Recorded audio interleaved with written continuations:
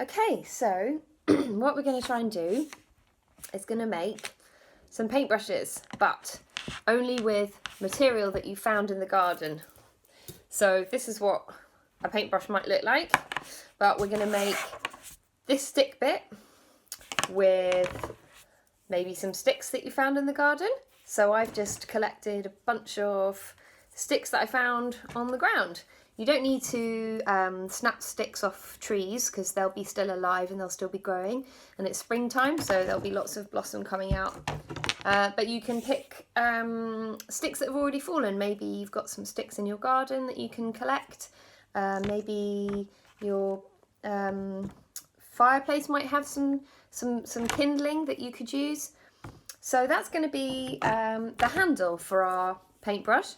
And now we need what normally would be the bristles, which are these things. So maybe you've used paintbrushes a lot before, but all I've got is things I could find in the garden. So I'm going to show you what the options at the moment. I found some moss, which I picked off some rocks off the side of a walk I was going on. And maybe you'll be able to do that. Maybe you can find some moss in your own garden. Also, some little bits of heather with some little baubles on, some bits of blossom and flowers on, which might be quite interesting if you're gonna, well, we're gonna paint with them later on, so that's one example. Another thing that's might be quite interesting is straw. So if you've got any straw or grass, I'm quite excited about this one because I think if you just gather a bunch of straw like that and then with help cut it in half, you've got a really nice bristly bit of straw there, which I think might work quite well on the end of a stick. Looks like a mini broomstick, but that might be quite fun to paint with as well. Oh, there's another workshop. Maybe we can make some mini broomsticks. I suppose there probably at least one Harry Potter fan among you, I should think.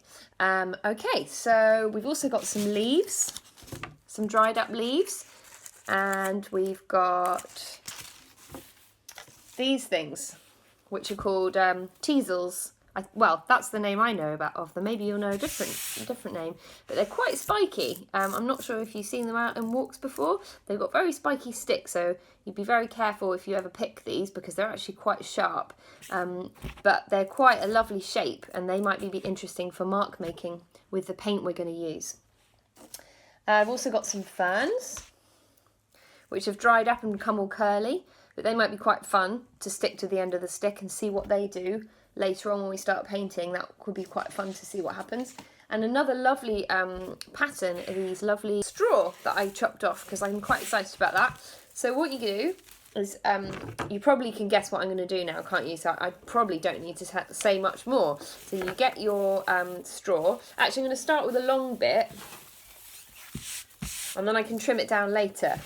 So you get your straw in a little pile like this, you get your stick, and then I'm using masking tape, which might be the easiest thing. So if you've got any masking tape, but probably other tape will do. The other nice thing about masking tape is that you can rip it. So I'm just going to gather up my straw, and at the very end of my stick, I'm going to tape it in a nice tight circle around the stick. And that is going to hopefully make my first natural paintbrush.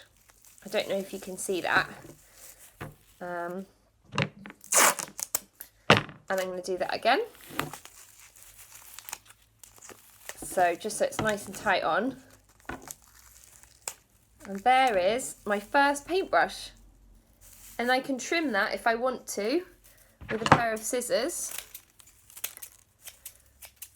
And that will make quite an exciting paintbrush. So that'll be quite an interesting end to my paintbrush. So that's my first paintbrush. Hooray! See how you get on. I'm going to make a couple more and I'll show a little short video of those. And then we'll go on to the next stage. Bye!